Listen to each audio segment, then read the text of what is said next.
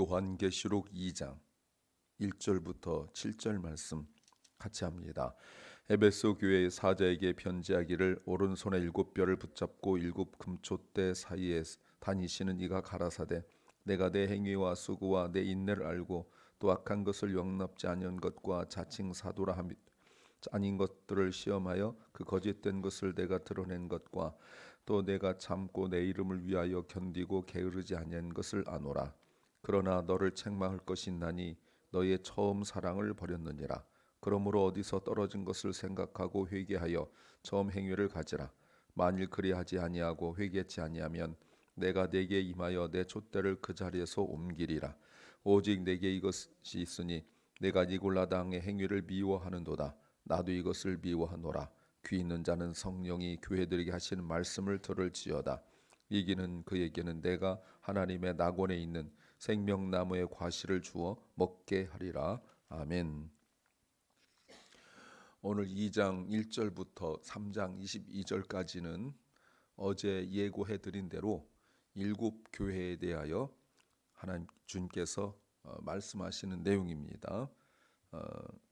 우리가 이것을 보려면 어제 본문에 1장 12절부터 18절까지에서 주님께서 보여주신 그 모습들이 있는데 왜 주님께서 그 모습을 미리 보여주셨는지를 우리가 알고 그 보여주신 모습이 각 교회에 어떻게 드러났는지를 우리가 보는 것이 매우 중요합니다. 오늘은 에베소 교회에 보내는 첫 번째 편지입니다. 1장 12, 13절에서 주님께서 일곱 금촛대를 보았다. 사도 요한이 촛대 사이에 인자 같은 이가 발에 끌리는 옷을 입고 가슴에 금띠를 띠고 있다라고 했던 그 에베소 교회를 주님께서 보여주시고 또 편지를 쓰게 하셨죠. 에베소 교회는 충성과 열정은 있었지만 처음 사랑을 잃어버렸다라는 아주 유명한 내용이 있습니다. 설교 제목은 내가 하는 일이 옳다고 생각할 때 분별력이 필요하다. 내가 하는 일이 옳다고 생각할 때 분별력이 필요하다는 제목입니다. When I believe what I'm doing is right, I need discernment. 우리가 뭔가 막히고 잘 안 되고 이럴 때 분명히 분별력 필요한 거 맞습니다. 그런데 정말 더 분별력이 필요할 때는 내가 하는 일이 옳고 내가 하는 일이 잘 되고 할 때 더욱 필요한 법이에요. 왜냐하면 내가 옳다고 생각하면 남의 말 듣지 않고 정확하게 분별할 수 없고 또 하지 않으려 하고 또 남의 말 듣지 않으려 하거든요. 근데 어찌 보면은 우리가 살아오면서 신앙생활 하면서 점점 깨닫는 것이 내가 옳다라고 생각하는 그 범위가 있습니다. 사람이 나이를 들수록 더 넓어지지 못하고 자꾸 좁아지는 것은 그리고 고집이 세지는 것은 왜 그러냐면 우리가 이것저것 다 이제는 알거든요. 그러니까 이제 안전한 것으로 가다 보니까 남은 건 뭐밖에 없냐면 고집밖에 안 남는 거예요. 그래서 신앙생활을 하는 거고 그래서 우리가 말씀을 듣는 거고 내 생각과 내 지식과 내 지혜와 능력을 넘어서는 초월하는 주님 앞에서 나 자신이 계속적으로 나를 돌아보게 만드는 그 과정을 통하여 우리가 나도 틀릴 수 있구나. 내가 틀릴 가능성이 높구나라는 사실을 늘 인정하면서 우리가 분별력을 갖게 되는 겁니다. 오늘 무엇을 알아야 될까요? 첫째는 태도가 겸손해야 한다는 겁니다. Your attitude must be humble. 오늘 1절 말씀에 에베소 교회의 사자에게 편지하기를 오른손에 7뼈를 붙잡고 7금촛대 사이를 다니느니 주님이시죠. 근데 우리가 몇 가지 1절 말씀만 가지고도 생각할 게 많은데 7교회 중에 왜 에베소 교회가 처음일까 생각해 보셨어요? 7교회가 있는데 무슨 근거로 첫 번째일까? 여러분 사실 아무리 찾아도 왜 에베소 교회가 처음인지 잘 모릅니다. 교회 사이즈가 컸을까? 성도들이 더 많았을까? 주님이 그것 가지고 이렇게 구분할 리는 없단 말이죠. 그래서 학자들이 다 찾다가 찾아낸 것이 무엇이냐면 지역적인 면이에요. 소아시아, 유럽으로 가는 첫 번째 그 지역에 있어서 그러지 않을까, 어떤 지역적인 이유 때문일 것이다 라고 말하면서 에베소 지역은 교회에 특별히 세 가지를 봐야 되는데, 하나는 상업적으로 매우 부유한 도시다. 돈이 참 많았다. 그런데 에베소 지역이 돈이 많게 되는 여러 가지 이유가 상업적으로 교역을 하는 중심지 있기 때문에 거기로 돈이 몰리는 현상이 있죠. 그러면서 아무래도 2000년 전이니까 아데미 여신을 섬기는 일이 굉장히 흥왕돼 있었고, 또 이 일이 성경에도 나와 있는데 사도행전 19장 24절에 보시면 아데미 신상, 황제 숭배하는 내용들을 알 수가 있고요. 또 하나 그런 우상을 섬기는 일에 어떤 일이 벌어지냐면 합법적으로 그 자기들이 섬기는 성전 내에서 성매매가 이루어지는, 장녀들이 합법적으로 제사지내 온 사람들을 돕기 위하여 있었다. 그러니 이게 영적으로 굉장히 타락해 있다라는 건 우리가 알 수가 있겠죠. 또 하나 선교적으로 본다면 에베소의 복음이 전파된 것은 브리스길라 아굴라 부부에 의하여 복음이 전파되어졌을 것이다. 근데 그곳에서 바울도 약 3년 동안 복음을 증거하죠. 그래서 자기가 복음을 어떻게 증거했는지가 사도행전 20장 말씀에서 바울이 예루살렘을 올라가는 길에 그 에베소 장로들을 불러가지고 자기가 어떻게 섬겼는지 말할 때 모든 눈물과 또 간계를 참고 하는 이야기를 해요. 제가 이 본문 사도행전 20장 19절 20절 말씀만 가지고 제가 가르치는 과목 한 과목을 가르칩니다. 이 내용만 가지고. 그러니까 이게 바울이 에베소 교회에서 어마어마하게 많은 일들을 겪었어요. 또 바울이 감옥에 가든가 아니면 다른 일 할 때는 디모데를 에베소 교회에 보내가지고 목교 활동을 하게 하고 그랬죠. 나중에 예루살렘과 안디옥 그리고 에베소, 이렇게 기독교 큰 공동체가 생겨날 때 그 거점이 됐던 곳이 또 에베소이기도 합니다. 사도행전 19장에 디모데전서 1장 3절에 나와 있죠. 그리고 약 40여 년이 흐른 상태 속에서 주님께서 이 에베소 교회를 향하여 뭐라고 말씀하시냐면, 오늘 자신을 오른손에 7뼈를 쥐시고, 1장 16절이죠. 1장 16절에 그리고 그 7금촛대 사이를 거니시는 분이다. 12절과 13절에 나와 있습니다. 이게 뭐냐면 교회에 대한 그리스도의 능력과 권력, 그리고 누가 교회를 다스리는 분이고 누가 교회를 통치하는 분인가, 누가 교회의 머리인가, 누가 교회의 주인인가를 드러내는 매우 중요한 거예요. 자신을 교회에 설명할 때 우리가 이제 7교회를 다 보고 그때 또 질문을 하겠지만, 우리 교회에 주님께서 나타나셔서 말씀하실 때 나는 누구다라고 말씀하실 때 우리가 에베소 교회부터 보시면서 우리 교회는 어느 부분에 해당되겠구나를 보시면 좋을 것 같아요. 왜냐하면 이 부분을 우리가 1절을 이해해야 나머지 부분, 왜 주님께서 에베소 교회에 이런 말씀하셨는가를 이해할 수 있는 거죠. 주님께서 누구에게 말씀하시냐면 사자들에게 말씀하세요. 에베소 교회 사자, 교회를 섬기는 사람이죠. 분명한 것은 교회의 주인은 주님이시고 목사가 아니라는 거예요. 사자 보낸 심부름꾼에 불과해요. 그런데 또 하나가 뭐냐면 에베소 교회, 7교회가 나오지만 주님께서 에베소 교회에 적합한 주의 사자를, 주의 종을 보내셨다, 이겁니다. 물론 이것은 교회 공동체 전체를 의미하기도 하는 거지만 말이죠. 그러므로 우리는 당연히 주님의 말씀을 들어야 되고, 또 주님을 인정하고 주님을 순종하고 주님을 예배하는 것이 당연한 거예요. 왜요? 교회의 주인이신 바로 예수님 때문에 그렇죠.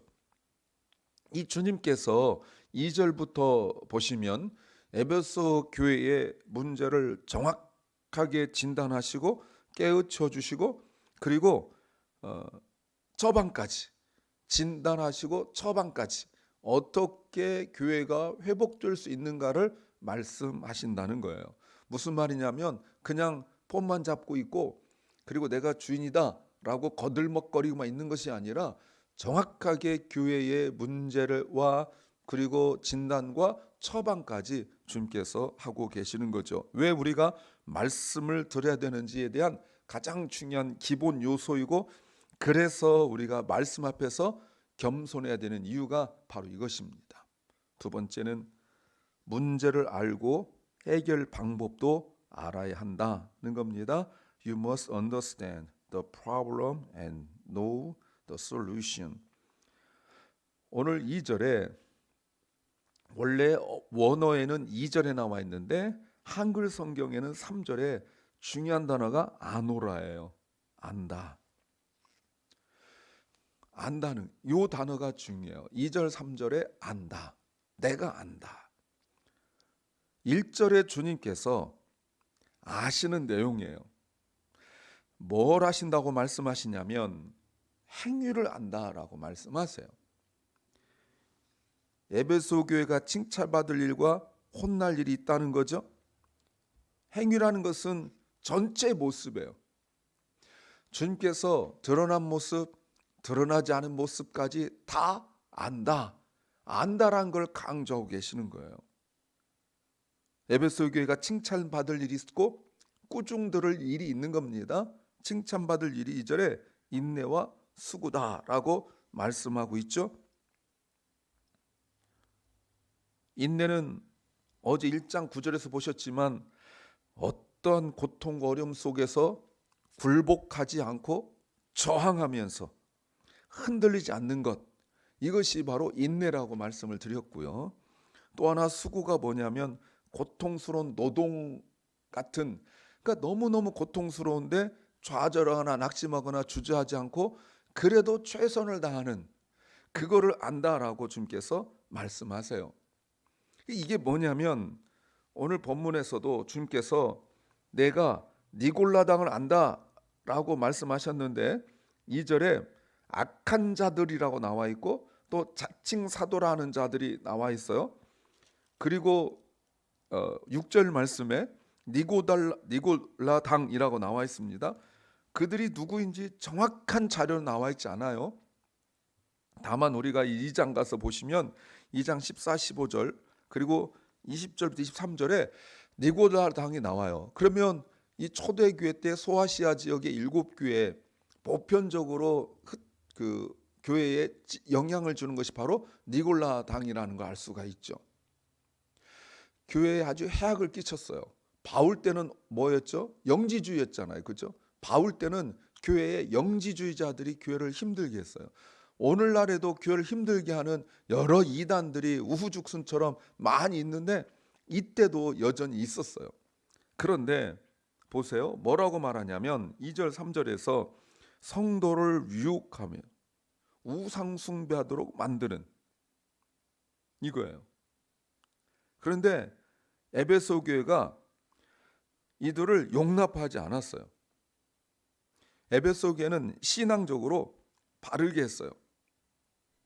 자칭 사도라는 사람들도 있었습니다. 이들이 그래요. 그런데 이 사람들을 시험하여서 그들의 거짓을 드러냈다라고 말하고 있습니다. 사도행전 20장 28절부터 32절에 사도 바울의 가르침을 분명하고 확실하게 붙들고 있었기 때문에 가능한 일이라는 거예요. 그런데 왜 시험해 볼 거 알았다고 말합니까? 왜냐하면 이게 무서운 건데 니골라당이 교회에 들어와가지고 바울과 비슷하게 가르쳤어요. 고린도전서 11장 13절부터 15절 말씀에 거짓 사도들이죠. 그러니까 그리스도의 사도인 척 했다는 겁니다. 그러니까 말을 굉장히 잘했겠죠. 사람들이 듣기에 크게 잘 분별하지 못할 정도로 말씀이 바울과 비슷했어요. 분별력이 없으면 이렇게 돼버리는 거예요. 넘어가 버리고 마는 거예요. 그런데 에베소 교회는 시험하여 알았대요. 시험 봤다는 뜻이 아닙니다. 아, 이들은 가르친 대로 사는가? 말한 대로 사는가?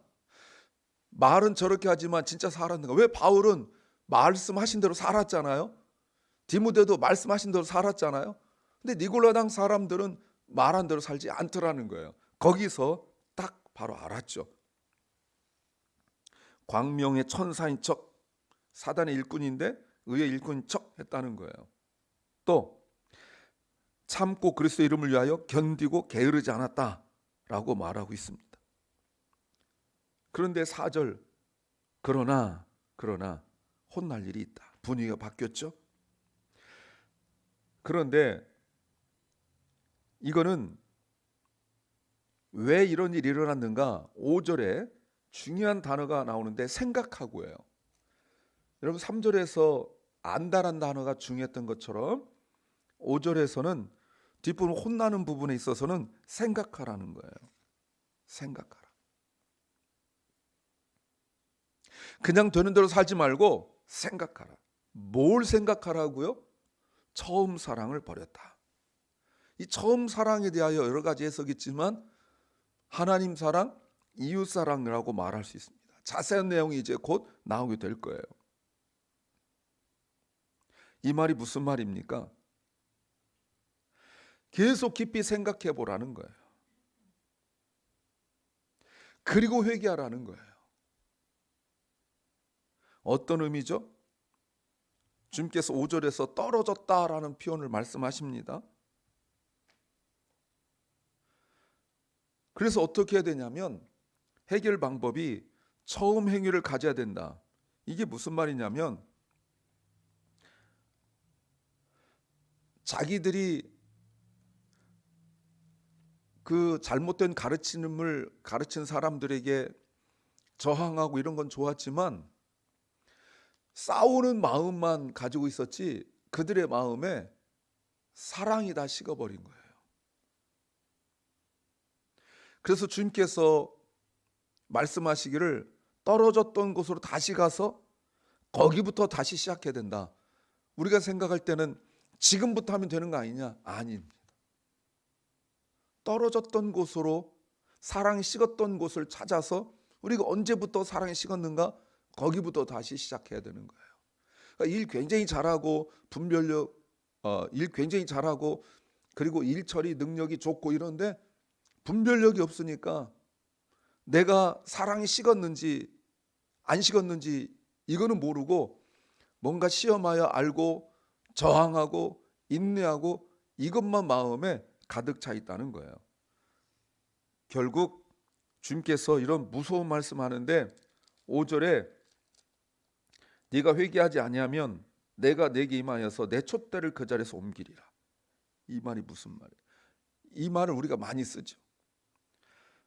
내가 다시 올 때 에베소 교회는 교회로서의 지위 잃어버릴 거라는 거예요. 무슨 말입니까? 그때까지 주님께서 오실 때까지 에베소 교회는 이름만 교회예요. 예배도 드리고 뭐 하겠지만 이름만 교회가 될 거라는 거예요. 그런데 이게 나중에 주님 오실 때까지 그러냐? 역사 속에서 보면 꼭 그때까지가 아니라 지금 상태를 보아서 에베소 교회는 이 말씀을 듣고 회개하지 않았고 결국 없어지고 말았죠. 1절에서 촛대를 붙들고 계신 주님께서 그 촛대를 옮기시겠다라고 말씀하시는 거예요. 6절에 니골라 당을 미워하지만 주님도 미워한다고 말씀하셨습니다. 이건 칭찬받아요. 그러나 너무 사역에만 집중해 있다 보니까, 교회의 순결함만 지키려다 보니까 사랑이 식었고 결국 예수 그리스도를 드러내지 못한 거죠.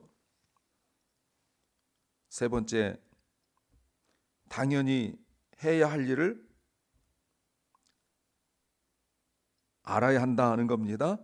You must know what you are supposed to do. 7절 말씀에 귀 있는 자는 성령의 교회들이 하신 말씀을 들어라.